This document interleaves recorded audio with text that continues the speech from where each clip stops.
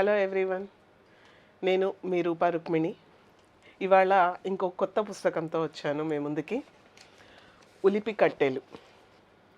ఊరందరిది ఒక దారి అయితే ఉలిపి కట్టేది ఒక దారి. ఇది మనం అంటే రెండేషన్లో సామెతల్లాగా మనం చెప్పుకుంటూనే ఉంటాం. అదేంటి ఊరందరిది ఒక దారి, ఉలిపి కట్టేది ఒక దారి, పుస్తకానికి అదే టైటిల్ పెట్టారు. ఈ టైటిలే నన్ను అట్రాక్ట్ చేసింది. దీన్ని పి జ్యోతి గారు మనందరికీ పరిచయం ఉన్న వ్యక్తే. తను చాలా స్టాండర్డ్ వాయిస్ తోటి చెప్తారు. అలాగే ఇందులో కూడా తను ఏం చెప్పారు అంటే, తన కథల గురించి వచ్చేసరికి నా చుట్టూ ఉన్న మనుషులలో వాళ్ళ లైఫ్ని చూశాక నాకు కొన్ని అనుభవాలు ఎదుర్కొన్నాను నేను వాళ్ళతోటి. ఆ అనుభవాలనే నేను ఇవాళ కథలుగా రాస్తున్నాను అని చెప్పారు. నిజంగా ఒక్కొక్క లైఫ్ ఇందులో చూస్తూ ఉన్నంతసేపు నిజంగా మన చుట్టూ కూడా ఆ పాత్రలు తిరుగుతూ ఉన్నాయి. అయితే ఆ పాత్రలలో మనం అబ్జర్వ్ చేయలేనిది జ్యోతి గారు అబ్జర్వ్ చేసిన థింగ్స్ కొన్ని ఉన్నాయి. ఆ అబ్జర్వేషన్ ఎలా ఉంటుంది అంటే చాలా స్ట్రైట్గా చెప్తారు తన గురించి. ఈ పుస్తకంలో ఒకే ఒక వర్డ్తో చెప్పాలంటే, బంధాల మధ్య ఇరుక్కున్న వ్యక్తి జీవితంలో వాళ్ళకి రెండే మార్గాలు ఉంటాయని చెప్తారు. ఒకటేంటి, ఆ బంధాలకు లొంగిపోయి ఉండడము, లేదు అంటే వాటి నుండి తెగదెంపులు చేసుకొని బయటపడడం. మరి ఈ మొత్తానికి ఎందుకు దీనికి ఈ కథలలో పాత్రలకి ఈ పాయింట్, ఈ వ్యూలోనే మనం ఎందుకు చూడాలి అంటే, మనం అనుభవిస్తే నువ్వు పెయిన్ అనుభవించు. నువ్వు ఆ హింసని అందులో ఉండి ఆ టార్చర్ అనుభవిస్తూ ఆ బంధాలన్నీ కావాలనుకుంటే నువ్వు అక్కడ ఉండు. లేదు, నేను ఇక్కడి నుంచి విముక్తి పొందాలనుకుంటున్నాను, ఇందులో నుంచి నేను బయటికి రావాలి, వాళ్ళు చేస్తున్నది తప్పు అని నేను చెప్పగలగాలి అన్నప్పుడు నీ సిచ్యువేషన్ ఎలా ఉంటుంది, ఆ పాత్ర ఎలా ప్రవర్తిస్తూ ఉంటారు, ఆ క్యారెక్టర్ ఎలా అంటే మనల్ని ఎట్లా మోటివేట్ చేసుకొని బయటకు వస్తుంది, పక్క వాళ్ళని ఒప్పించగల. ఈ కథలలో మనకి ప్రతి పాత్ర కూడా మనల్ని ఒప్పిస్తుంది. అదే లైఫ్లో జరిగే ఈ సిచ్యువేషను, అవును ఈమె చేసింది కరెక్టే, ఇవన్నీ కూడా విమెన్ స్త్రీ ప్రాధాన్యత కలిగిన కథలే. కానీ ఇందులో అలా అని ఒక్క స్త్రీవాదం ఒక్కటే ఉండదు. పురుషుడు స్త్రీ సమానంగా ఉండే వ్యక్తిగత భావాల వెల్లువ ఉంటుంది.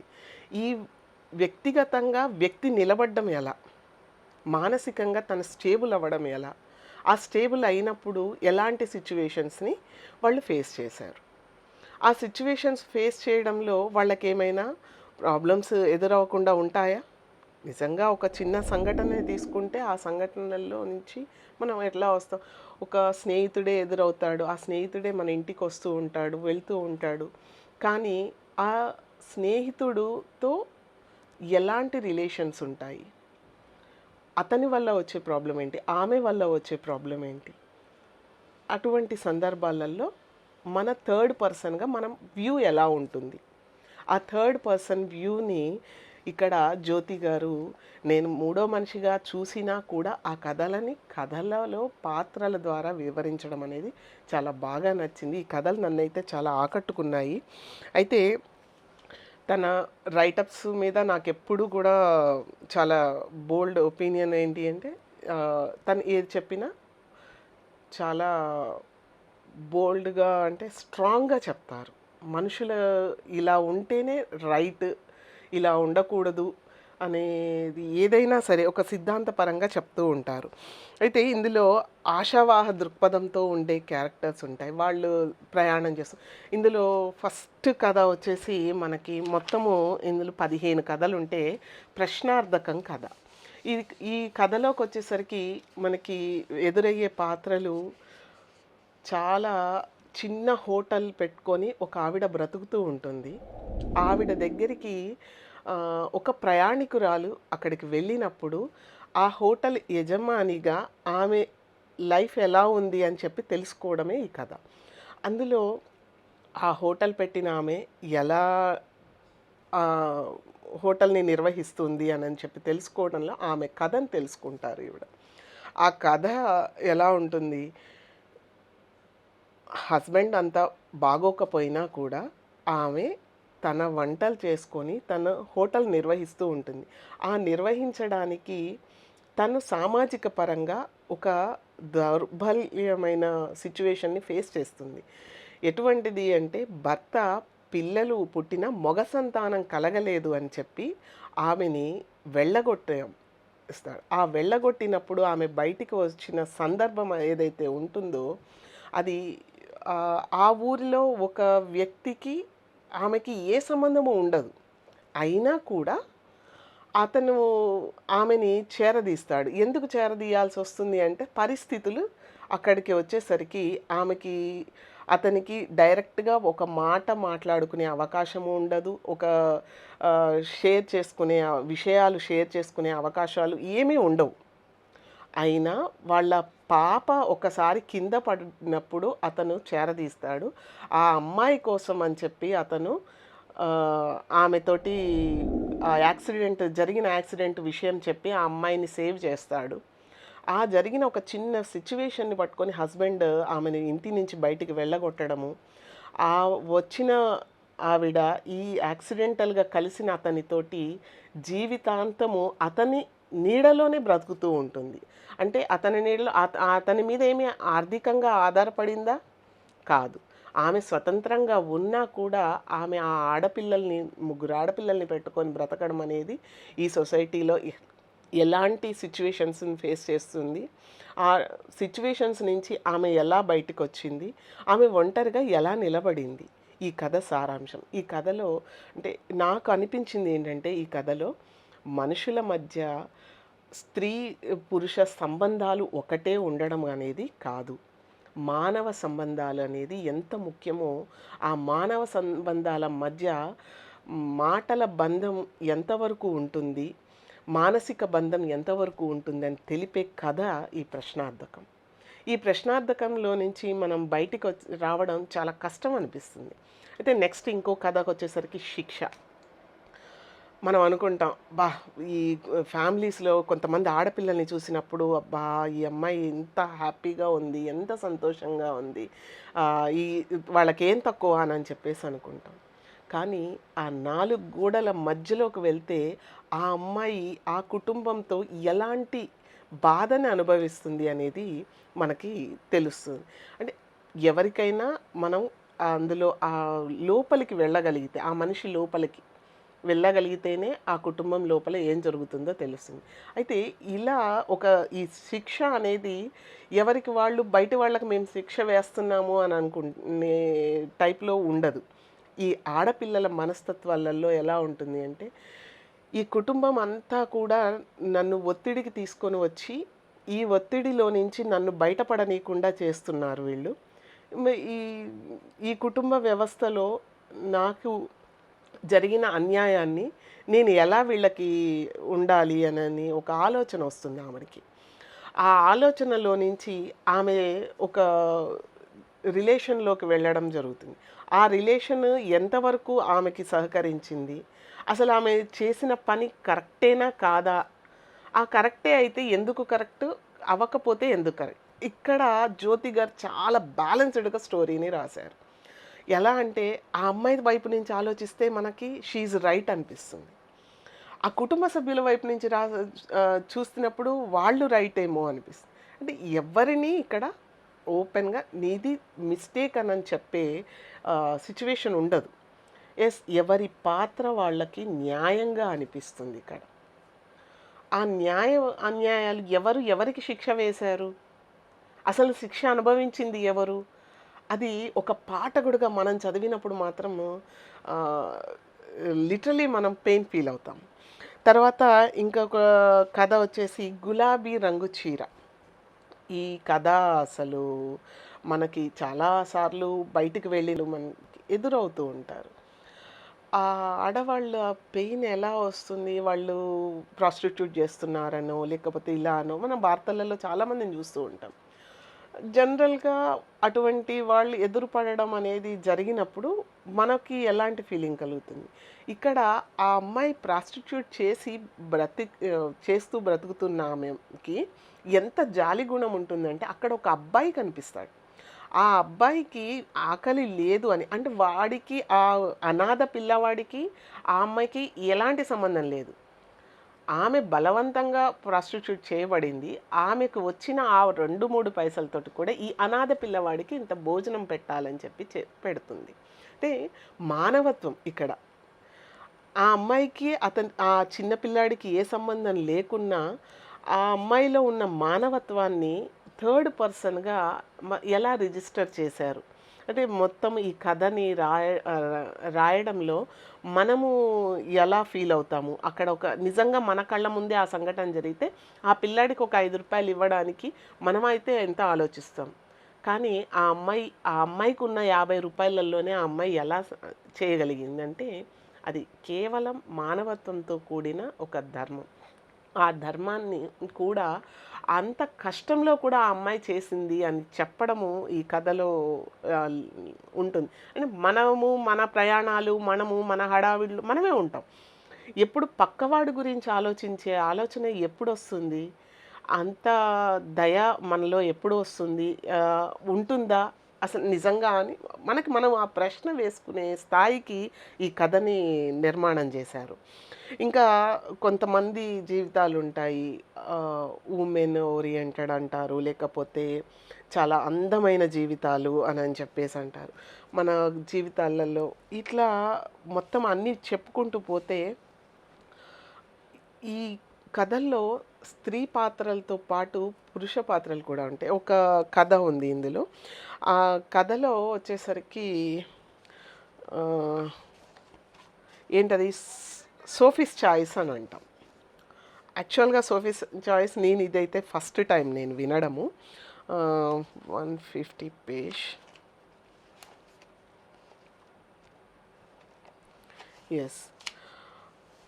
ఇక్కడ 'సోఫీస్ చాయిస్' అనేది ఎగ్జాక్ట్‌లీగా రెండవ ప్రపంచ యుద్ధ సమయంలో తల్లిని, పిల్లలను వేరు చేస్తున్న జర్మన్ సైనికులు ఇద్దరు బిడ్డల తల్లి అయిన సోఫీని, ఒక బిడ్డను మాత్రమే నీతో ఉంచుకోగలవు, ఎవరో ఒకరిని ఎంచుకో అంటే ఆమె అనాలోచితంగా మగపిల్లవాడిని తీసుకుంది.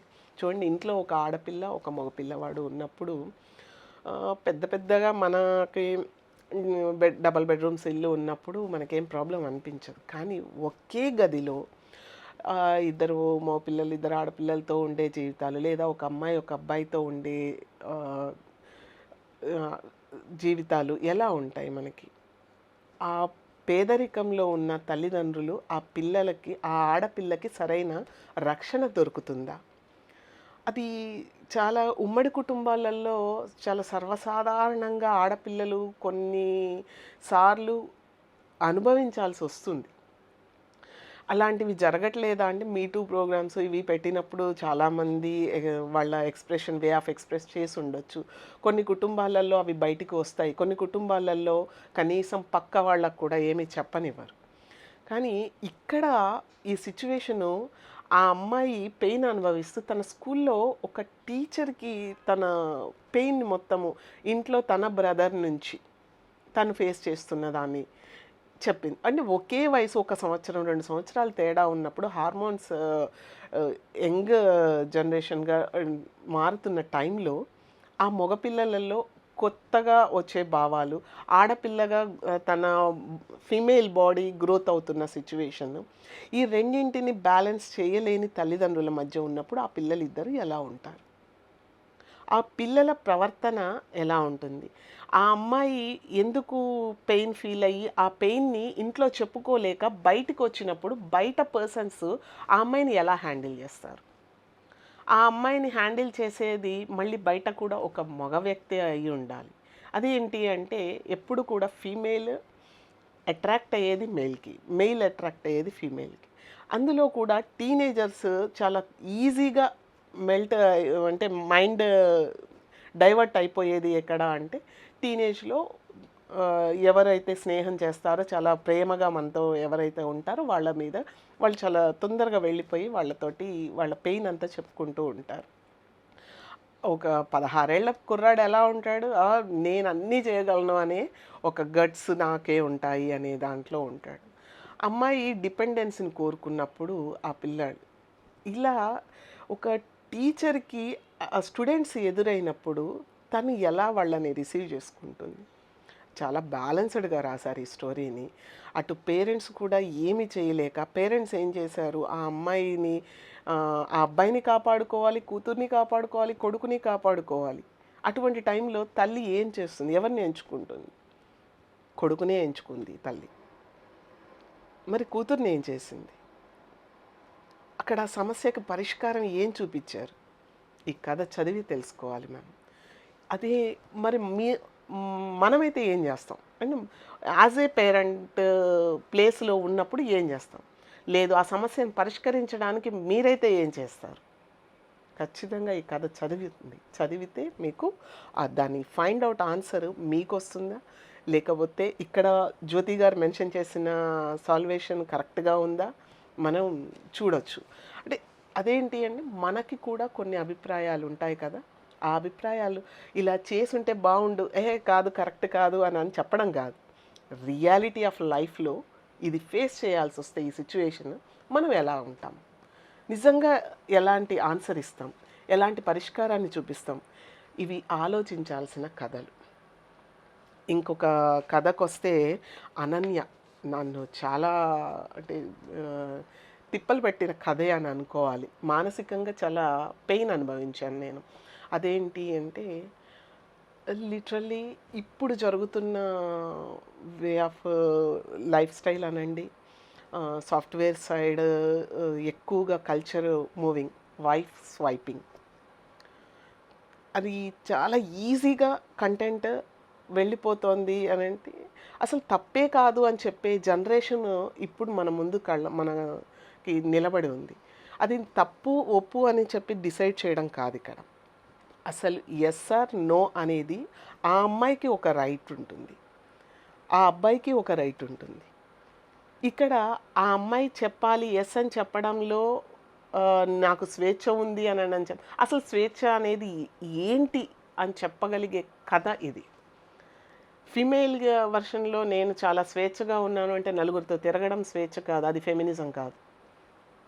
అసలు ఫెమినిజానికి అర్థం ఏంటి? నువ్వు యెస్ అని చెప్పగలుగుతున్నావా? నో అని చెప్పగలుగుతున్నావా? నువ్వు నో చెప్పవలసిన చోట నో చెప్పగలుగుతున్నావా లేదా? ఈ కథ చదివితే మనకనిపిస్తుంది ఆ అమ్మాయి ఆ నో చెప్పినప్పుడు ఎన్ని స్ట్రగుల్స్ ఫేస్ చేసింది. ఆ యెస్ చెప్పిన అమ్మాయిలో నిజంగా ఫ్రీడమ్ లైఫ్ ఉందా? స్వేచ్ఛగా నేను నా జీవితాన్ని జీవిస్తున్నా అన్న అమ్మాయి నిజంగా స్వేచ్ఛను అనుభవించిందా? లేదు. ఆ పరిధుల మధ్యలోనే ఉన్న అమ్మాయి నిజంగా స్వేచ్ఛను అనుభవించిందా? ఇక్కడ స్వేచ్ఛాజీవి ఎవరు అనేది ఈ కథ మొత్తం చదివితే కానీ మనకు అర్థం కాదు. విమెన్ని జడ్జ్ చేయడం అనేది చాలా ఈజీగా చేసేస్తారు. కానీ ఆ విమెన్ ఒక స్టాండ్ తీసుకోవడానికి వెనక పురుషస్వామ్యం ఎంత ఉంది, ఆ పురుషుడి సమాధానాల మీద స్త్రీ జీవితం ఎంత ఆధారపడి ఉంది. లేదు, ఆ మెన్ కూడా కొన్ని సమస్యలని ఉండవని అను, కానీ ఆ సిచ్యువేషన్స్ని చాలా ఈజీగా డైవర్ట్ చేసుకొని వెళ్ళిపోగలుగుతాడు మెన్. కానీ విమెన్ అలా వెళ్ళలేదు. విమెన్ ఎప్పుడు వెళ్తుంది? ఆ వెళ్ళగలిగే సిచ్యువేషన్స్ ఇక్కడ ఉంటున్నాయా అని చెప్పి మనం ఆలోచించుకోవాలి. అయితే ఈ వెళ్ళే సిచ్యువేషన్స్లలో మనం ఎలా ఉంటాం? ఈ అనన్య కథను మాత్రం తప్పకుండా చదవండి. అంటే విమెన్ ఫ్రీడమ్ ఆఫ్ లైఫ్ అని చెప్పి ఆలోచించే మెన్, ఉమెన్ ఇద్దరూ చదవండి. చదవడం వల్ల ఏం జరుగుతుంది అంటే మాకు స్వేచ్ఛ లేదు. స్వేచ్ఛ గురించి మాట్లాడే ముందు అసలు మనం ఎంత స్వేచ్ఛగా బ్రతుకుతున్నామని తెలుసుకోవాలి. నిజంగా స్వేచ్ఛగా బ్రతుకుతున్నామా? ఒకవేళ ఆ స్వేచ్ఛ మన దగ్గర ఉందా అని తెలుసుకోవడానికి మాత్రం ఈ పుస్తకం ఒక అవకాశంగా మనకు కనిపిస్తుంది. ఇంకొక కథ వచ్చేసి నాకు ఇందులో స్ట్రాంగ్ ఉమెన్. ఈ స్ట్రాంగ్ ఉమెన్లో జ్యోతి గారు చాలా బ్యాలెన్స్డ్గా రాసిన కథ. ఇందులో అవేర్నెస్ ఆఫ్ లైఫ్ అంటాం మనం. నిజంగా ఒక ఆకాశం ఇంత కింద ఒక ఒంటరి స్త్రీ కూర్చొని తనకి తాను ఆలోచించుకోగలిగే ప్లేస్ ఏదైనా ఉందా? నేను గుడికెళ్ళొస్తా అని ఒక విమెన్ చెప్తే హ్యాపీగా అంటారు. నేను ఆహ్, ఏమంటారు ఓకే అని చెప్పేస్తారు. అదే ఏ స్త్రీ అయినా ఇప్పుడు ఉన్న స్టైల్‌లో అయినా సరే, నేను కాఫీ తాగొస్తాను అని చెప్పి ఏ మధ్య తరగతి స్త్రీ బయటికెళ్ళి ఆహ్, బయట హోటల్ దగ్గరికెళ్ళి కాఫీ తాగేసి వస్తుంది. టీ పాయింట్ దగ్గర చూడండి. ఎంతమంది స్త్రీలు టీ తాగుతారు? అలా ఒక స్వేచ్ఛ. ఒక పార్క్‌కెళ్ళి కూర్చుంటే సింగిల్ ఉమెన్ వచ్చి కూర్చుంటే, ఆమె చుట్టూ ఎన్ని అడుగుతారు. అదే గుడికెళ్తే ఎవడు ఏమీ అనడు. అదేంటి అంటే, మనం మనువాద సిద్ధాంతాలలో మనకి నడుస్తున్న జీవనయానం ఇది. ఈ క్వెషన్స్ అన్నీ చాలా క్యాజువలే కదా అనంటే, మన చుట్టూ జరుగుతున్న ఈ చిన్న చిన్న సిట్యుయేషన్స్‌నే తీసుకొని జ్యోతి గారు మనకి కథలు చూపిచ్చారు. అయితే ఇందులో ఇంకొక స్టోరీ ఉంటుంది. ఆహ్, స్టోరీ నేమ్ వచ్చేసి 'కథ వెనుక కథ'. ఈ 'కథ వెనుక కథలో' నాకు భవానీ పాత్ర ఉంటుంది. ఆమె కుటుంబంలోనే ఫిజికల్ హెరాస్మెంట్. కుటుంబ సభ్యులే ఆమె పైన అబ్యూజింగ్ చేయడం. ఆ అబ్యూజింగ్‌ని చుట్టూ ఉన్న కుటుంబ సభ్యులందరూ అంగీకరించడం. ఆమె పిల్లలే ఆమెని కాదనుకోవడం. ఆమె పిల్లలే ఆమె మీద అబ్యూజింగ్ చేస్తున్న వాళ్ళని రైట్ అనడం. నిజంగా కొన్ని సిట్యుయేషన్స్ ఆడవాళ్ళు ఫేస్ చేస్తూ ఉన్నప్పుడు దానికి కారణాలు మనం వెతికి చెప్పలేము, కానీ వాళ్ళు ఫైనాన్షియల్‌గా ఇండిపెండెంట్ అవ్వకనా, సోషల్ ఇండిపెండెంట్ లేకనా, లేకపోతే వాళ్ళకి బయటికొచ్చి నిలదొక్కుకునే ధైర్యం లేకనా, ఫైనాన్షియల్ ఇండిపెండెంట్ లేకనే చాలామంది ఆడవాళ్ళు అనేక హింసలకి గురవుతున్నారు అని మనకి కథలలో అర్థమవుతుంది. ఆ ఫైనాన్షియల్ ఇండిపెండెంట్ ఉన్న సోషల్ ఇండిపెండెన్సీని అనుభవించాలి అన్నప్పుడు వాళ్ళు ఒక తోడు కోసం చూస్తారు. అరే నాకెవరు తోడు లేరు అని.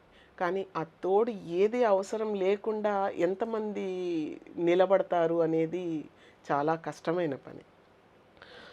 ఇందులో ఆ కథ వెనక కథలో పిల్లలు కూడా తల్లిని అర్థం చేసుకోలేకపోవడము, కుటుంబ సభ్యుల మధ్యలో ఆవిడ అన్ని సంవత్సరాల ద మొత్తము ఆ స్ట్రగుల్ని ఫేస్ చేయడము అనేది చా చాలా అంటే ఇబ్బందికరంగా అనిపిస్తుంది మనకి వినడానికి.